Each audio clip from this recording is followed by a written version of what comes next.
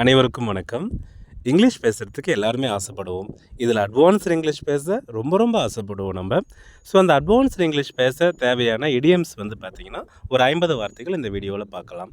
வாங்க வீடியோக்குள்ளே போகலாம். A blessing in disguise.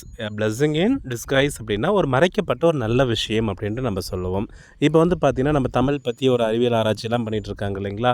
அது எல்லாமே வந்து பார்த்திங்கன்னா, நம்ம தமிழே வந்து பார்த்திங்கன்னா பிளெஸ்ஸிங் இன் டிஸ்கைஸ் அப்படின்னு தான் நம்ம சொல்லலாம். Piece of cake. Piece of கேக்னால் ரொம்ப ஈஸியான வேலை அப்படின்னு நம்மளுக்கு தெரியும். இப்போ நிறைய பேர் சொல்லுவாங்க, ஏதாவது ஒரு வேலை கொடுத்தோம்னாவே it is a piece of cake அப்படின்னுவாங்க. அப்படின்னா அந்த வேலை ரொம்ப ஈஸி அப்படின்னு அர்த்தம். Break the ice. Break the ஐஸ்னால் ஒரு விஷயத்தை ஆரம்பிக்கும் போது ரொம்ப உற்சாகமாக ஆரம்பிக்கிறது. நிறைய பேர் ஐஸ் பிரேக்கிங் அப்படின்னு சொல்லுவாங்க இல்லைங்களா? ஐஸ் பிரேக்கிங் ஆக்டிவிட்டீஸ் பண்ணலாம் அப்படின்வாங்க. ஸோ ஒரு விஷயத்தை ஆரம்பிக்கும் போது ரொம்ப உற்சாகமாக ஆரம்பிக்கிறதுக்கு பேர் தான் ஐஸ் பிரேக்கிங் அப்படின்னு நம்ம சொல்லுவோம். Byte the bullet. Byte the bullet அப்படின்னா ஒரு நல்ல கஷ்டமான விஷயத்தை கூட சமாளிக்கிறது அப்படின்னு சொல்லி அர்த்தம். கல்யாணம் பண்ணி நம்ம பொண்ணை வந்து மாமியார் வீட்டுக்கு அனுப்பும்போது நம்ம என்ன சொல்லுவோம்? You have to byte the bullet அப்படின்னு நம்ம சொல்லுவோம். அதான் கஷ்டத்தை கூட சமாளிக்கணும் அப்படின்னு சொல்ல தான் bite the bullet.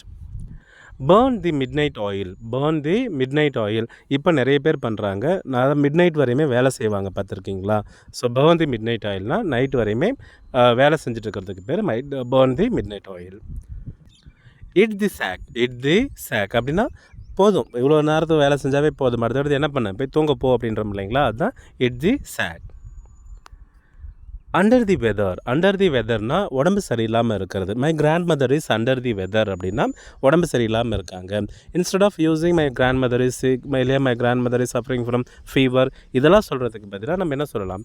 My grandmother is under the weather அப்படின்னு சொல்லுவோம். பிங்க் ஆஃப் ஹெல்த் அப்படின்ற ஒரு வார்த்தையை நம்ம 12th வந்து இடியமில் முக்கியமான வார்த்தையாக படிச்சிருப்போம்.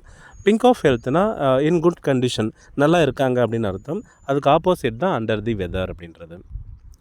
Let the cat out of the bag. Let the cat out of the bag நிறைய ஹாலிவுட் மூவியில் இந்த வார்த்தையை பயன்படுத்துவாங்க.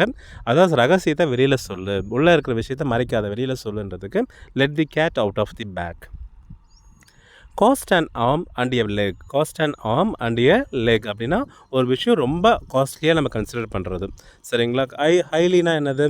இப்போ யாராவது ஒருத்தர் வராங்க அப்படின்னாவே அவங்களே நினச்சா நம்ம என்ன சொல்லுவோம்? அது வந்து ஒரு ரொம்ப விலை உயர்ந்த ஒரு விஷயம், நம்மளுக்காக வராங்க, நம்ம ரிசப்ஷனுக்கு அவங்களாம் வராங்கன்னு சொல்லுவாங்க இல்லைங்களா? So cost an arm and a லெக்னால் ரொம்ப ரொம்ப ஹையாக நம்மளாம் நினச்சிக்கிறது. Don't cry over the spilt milk அப்படின்னு சொல்கிறோம். அதாவது ஏற்கனவே முடிஞ்ச விஷயத்தை நினச்சி இப்போ வருத்தப்படாத. Don't worry about the past அப்படின்னு சொல்லுவோம் இல்லைங்களா? அந்த don't worry about the past தான் இந்த வார்த்தையை சொல்லுவோம். Don't cry over spilled milk.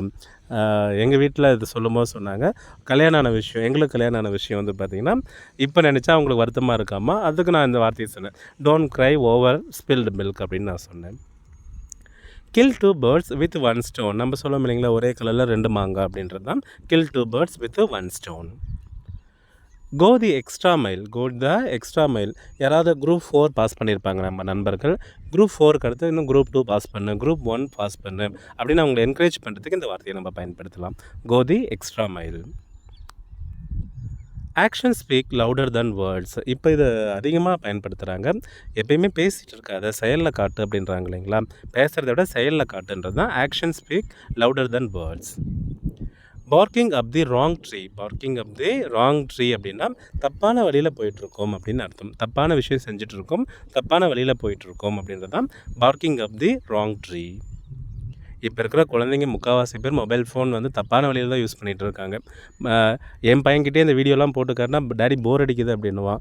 அதே ஒரு நரோட்டோ இந்த மாதிரி ஏதாவது ஒரு கேம்ஸோ இல்லை வேறு ஏதாவது வச்சு கொடுத்தோம்னா தேர் வாட்சிங் தட் வெரி கீன்லி அப்படின்னு தான் நம்ம சொல்லலாம். பட் இது எல்லாமே barking up the wrong tree தான். Hit the nail on the head. Hit the nail on the head அப்படின்னா ஒரு விஷயத்த சரியாக புரிஞ்சுக்கிட்டு அப்புறமா சொல்கிறது. இப்போ நம்ம குழந்தைங்க நம்ம நடத்தின பேச்ச பிறகு ஹேவ் யூ அண்டர்ஸ்டுட் அப்படின்றது பதிலாக I think I hit the nail on the head அப்படின்னா நான் உங்களுக்கு புரிய வச்சுட்டேன் அப்படின்னு நினைக்கிறது. ஸ்பில் தி பீன்ஸ். ஸ்பில் தி பீன்ஸ்னாலும் ரகசியத்தை வெளியில் சொல்லு. பேக்கெட்டில் இருக்கிற பீன்ஸை வெளியில் கொட்டுன்றாங்க இல்லைங்களா? அப்படின்னா ரகசியத்தை வெளியில் சொல்லு அப்படின்றது தான் ஸ்பில் தி பீன்ஸ். பேர்னிங் பிரிட்ஜஸ் அப்படின்னா உறவுகளை நசுக்கிறது. இப்போ சித்தப்பா பெரியப்பாக்கெல்லாம் சண்டை மூட்டி விடுவாங்க. நிறைய பேர் பார்த்திங்கன்னா சண்டை மூட்டி விடுவாங்க இல்லைங்களா? ஸோ அவங்க என்ன பண்ணிகிட்ருக்காங்க? பேர்னிங் பிரிட்ஜஸ் பண்ணிகிட்டு இருக்காங்க அப்படின்னு தான் அர்த்தம். Jump on the bandwagon. Jump on the band வேகன்னா என்னது, மற்றவங்கள அப்படியே ஃபாலோ பண்ணுறது. இப்போ யாராவது நல்ல விஷயம் யாராவது பண்ணாங்கன்னா அவங்கள அப்படியே ஃபாலோ பண்ணுறோம். ஆனால் நிறைய பேர் யாராவது தப்பான விஷயம் பண்ணும்போது தான் அவங்கள அப்படியே ஃபாலோ பண்ணுறாங்க. Beat around the bush. Beat around the bush, நேரடியாக பேசாமல் சுற்றி வளைச்சி பேசுகிறது. இப்போ எடுத்துக்காட்டால் ஏதாவது சொல்லுவோம் இல்லைங்களா, நம்மக்கிட்ட வந்து பார்த்திங்கன்னா நேரடியாக எதுவுமே சொல்லாமல் மறைமுகமாக ஏதோ ஒரு விஷயத்த பேசிட்டு போவாங்க. I don't know the term in Tamil exactly, தெரிஞ்சால் சொல்லுங்கள். ஏதோ நாசுக்காவோ ஏதோ ஒரு வார்த்தையை சொல்லுவாங்க. But I forgot that. If you know that means comment it. The ball is in your court. அதாவது இப்போ பால் உங்கள் கோர்ட்டில் இருக்குன்னா நீங்கள் தான் இப்போ முடிவு எடுக்கிற நிலைமையில் இருக்கீங்க. உங்கள் முடிவு தான். இப்போ கல்யாணத்தை பேசும்போது வந்து பார்த்திங்கன்னா பொண்ணுக்கிட்ட சொல்லுவோம், த ball is in your court. இப்போ முடிவு உங்கள் கையில் தான் இருக்குது அப்படின்னு சொல்கிறது இந்த வார்த்தை. Read between the lines. Read between the lines, ஒரு மறைமுகமான அர்த்தத்தை கண்டுபிடிக்கிறது. இப்போ ஒரு பாட்டு வருதுன்னு வச்சுக்கோங்களேன், அவர் என்ன நினச்சி கவிஞர் எழுதினார்லாம் நம்மளுக்கு தெரியாது. ஆனால் நம்ம அதுக்கு ஒரு லைன்ஸ் நம்ம க்ரியேட் பண்ணிக்கிறதுக்கு இதுதான் மீனிங் அப்படின்ட்டு. ஸோ ரீட் பிட்வீன் தி லைன்ஸ்னால் மறைமுகமான அர்த்தத்தை கண்டுபிடிக்கிறது. Throw in the towel. Throw in the towel அப்படின்னா ஃபஸ்ட்டு நீ உன்னுடைய ஃபெயிலியரை அக்செப்ட் பண்ணிக்கோ. அக்செப்ட் பண்ணிட்டு அப்புறமா ட்ரை பண்ணு அப்படின்றது தான் throw in the towel. Pull someone's leg. Pull someone's லெக்னா யாராவது ஏதாவது சின்ன விஷயம் தப்பாக பண்ணிட்டாங்கன்னா அவங்கள பார்த்து ரொம்ப கிண்டல் பண்ணுறது தான் என்னதுன்னா புல் சம்மோன்ஸ் லெக் அப்படின்னு சொல்லுவாங்க. Out of the blue. Out of the ப்ளூனா எதிர்பாராத விதமாக, எக்ஸ்பெக்ட் பண்ணவே இல்லை, அன்எக்ஸ்பெக்டடாக அது நடந்துருச்சு அப்படின்றோம் இல்லைங்களா, அதுதான் என்னதுன்னா out of the blue.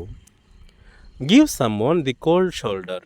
Give someone the cold shoulder அப்படின்றது என்னென்னா ஒருவர் வந்து பார்த்திங்கன்னா அவமானப்படுத்துறது. இப்போ நிறைய படத்தில் வந்து ஹீரோ போய் அவமானப்பட்டு வருவார் இல்லைங்களா, அந்த இடத்துக்கு இந்த வார்த்தையை நம்ம பயன்படுத்தலாம்.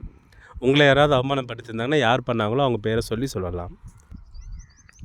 கால் இட் அ டே, அதாவது ஓய்வு எடுத்துக்கிறது. கால் இட் அ டேனா இன்றைக்கி நான் எந்த வேலையும் செய்ய மாட்டேன், நான் ரெஸ்ட் எடுக்கிறேன் அப்படின்றதுக்கு இந்த வார்த்தையை பயன்படுத்துகிறோம். Jump the gun. ஜம்ப் த கன்னா முன்கூட்டியே செயல்படுத்துதல். அதாவது ஒரு பிளானை நம்ம இன்னும் ஒரு 4 நாள் கழித்து பண்ணலான்னு சொல்லியிருப்போம், பட் இப்போயே பண்ண ஆரம்பிக்கலாம் அப்படின்றது தான் jump the gun. Hit the road. Hit the ரோட்னா பயணத்தை தொடங்குதல், ஸ்டார்ட் பண்ணலாம், ட்ராவல் பண்ண ஆரம்பிக்கலாம் அப்படின்றது இட் தி ரோடு.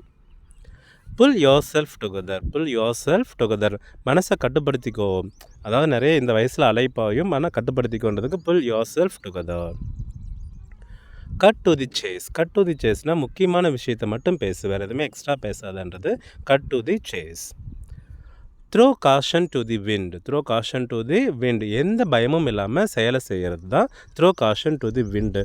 காற்றுல கூட பயப்படாத, நீ பட்டா அடுத்து என்ன நடக்குன்னு போய்கிட்டே இரு அப்படின்றது தான் இந்த வார்த்தையை பயன்படுத்துவோம். Bite off more than you can chew. Bite off more than you can chew, நம்ம அளவுக்கு மீறி பொறுப்பேற்றுக்கிறது. இப்போ வாயில் வந்து எவ்வளோ தான் அடக்க முடியுமோ அவ்வளோ மட்டும் தான் வாயில் போட்டு மெல்ல முடியும். அதிகமாக வாயில் போட்டால் மெல்ல முடியுமா? இல்லைங்களா? ஸோ அதே மாதிரி இவ்வளோ தான் நம்மளால் செய்ய முடியுன்ற ஒரு பேர்டன் இருந்துச்சுன்னா அதுக்கும் மேலே அதிகமாக ஏற்றுக்கிறதுக்கு பேர் தான் bite off more than you can chew அப்படின்னு சொல்லுவோம். ஆன் cloud 9, இது ரொம்ப ஹாப்பியாக இருக்கிறது. 8th புக்லேயே இந்த வார்த்தை இருக்குது. ஆன் cloud 9னா மிக ஹாப்பியாக இருக்கிறது. Break a leg. பிரேக் எ லெக்னால் ஒரு அதிர்ஷ்டத்தை அடையிறதுக்கு வாழ்த்து சொல்கிறது. இப்போ நம்ம நானே கூட இப்போ யூடியூப் சேனல் ஆரம்பித்து பேசிகிட்டு இருக்கிறேன்னா you can break a leg அப்படின்னிங்கனாவே நான் உனக்கு வந்து வாழ்த்துக்கள் அப்படின்னு சொல்கிறதுக்கான அர்த்தம் அது. க்ரை ஊஃப். க்ரை ஊஃப்னா அதாவது நம்ம இந்த crocodile tears அப்படின்னு ஒரு வார்த்தை கேள்விப்பட்டிருக்கீங்க இல்லைங்களா? What is that? முதல கண்ணீரியா? எக்ஸாக்ட்லி. அதாவது உண்மை இல்லை, அது ஆக்சுவலாக பொய்யா நடிக்கிறதுக்கு பேர் தான் க்ரை ஊஃப் அப்படின்னு நம்ம சொல்லுவோம். A dime a dozen. A dime a dozen அப்படின்னா என்ன, ரொம்ப சாதாரண விஷயம். இது வந்து ரொம்ப சாதாரணம். இப்போ நம்ம வந்து பார்த்திங்கன்னா குழந்தைங்க வந்து மொபைலில் எல்லாமே ஆக்டிவேட் பண்ணுறாங்க, எல்லாமே இன்ஸ்டால் பண்ணுறாங்க, அவங்களே விளையாடுறாங்க. இதெல்லாம் இப்போ ரொம்ப பெருமையாக சொல்கிறோம். ஒரு சிலருக்கு அது வந்து பார்த்திங்கன்னா எ டைம் எ டசன் தான். ஏன்னா ரொம்ப சாதாரணம், எப்போயோ ஒரு 4-5 வருஷத்துக்கு முன்னாடியே ஆரம்பிச்சாச்சுன்ற மாதிரி இருப்பாங்க. ஆல் யோர்ஸ் அப்படின்னா கவனமாக கேளுங்க அப்படின்றதுக்கு all yours.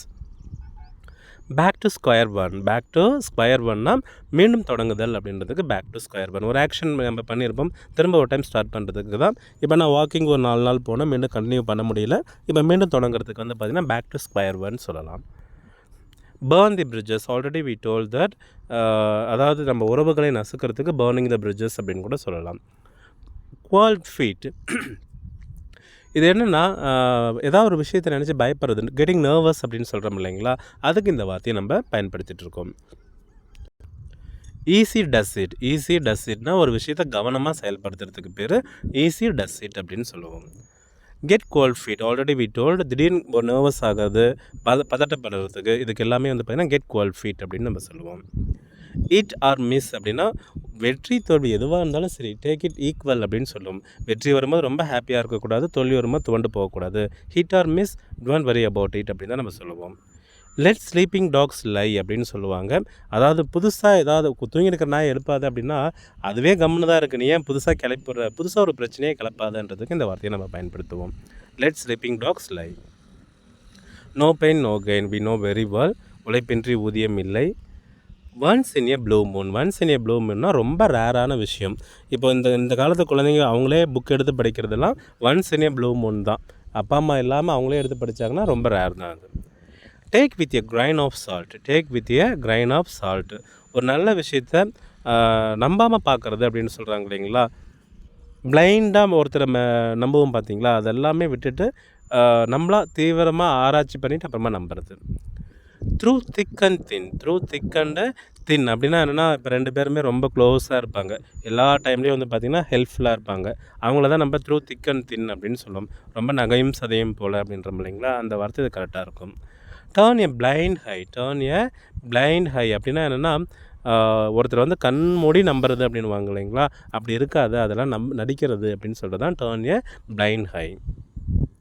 When pigs fly, when pigs ஃப்ளைனா நடக்காத ஒரு விஷயத்த சொல்கிறது, சரிங்களா. இப்போ நம்ம பையன் சொல்லுவான், டேடி நான் கண்டிப்பாக அடுத்த டெஸ்ட்டில் ஃபஸ்ட் ரேங்க் வாங்குறேன் டேடி அப்படின்னுவான். இதெல்லாம் வென் பிக்ஸ் ஃப்ளை அப்படி இருக்குது, ஈக்குவலாக இருக்குண்டா அப்படின்னு நம்ம சொல்கிறோம் இல்லைங்களா. ஸோ அதுதான் நடக்காத ஒரு விஷயத்த சொல்கிறதுக்கு வென் பிக்ஸ் ஃப்ளை அப்படின்னு நம்ம சொல்லுவோம். இடியம்ஸஸ் பொறுத்தவரையுமே ஆக்சுவலாக ரெகுலர் கம்யூனிகேஷன் பயன்படுத்தினா ரொம்ப நல்லாயிருக்கும். ஆனால் நிறைய பேர் வந்து பார்த்திங்கன்னா தே avoid using idioms in the regular communication. But if you use that in your daily communication, your English level will be increased அப்படின்னு தான் நம்ம சொல்லுவோம். You can become and you can use the advanced English அப்படின்ட்டு அவங்களே முடிவு பண்ண ஆரம்பிச்சிருவாங்க. So இந்த வீடியோ உங்களுக்கு பிடிச்சிருந்துச்சுன்னா கண்டிப்பாக சேனலை சப்ஸ்கிரைப் பண்ணுங்கள், நண்பர்களுக்கு ஃபார்வர்ட் பண்ணுங்கள். நண்பர்களுடன் கண்டிப்பாக இங்கிலீஷில் பேசுங்க, ஏன்னா பேசினா மட்டும்தான் இங்கிலீஷ் வரும். தேங்க்யூ ஃபார் வாட்சிங். தேங்க்யூ.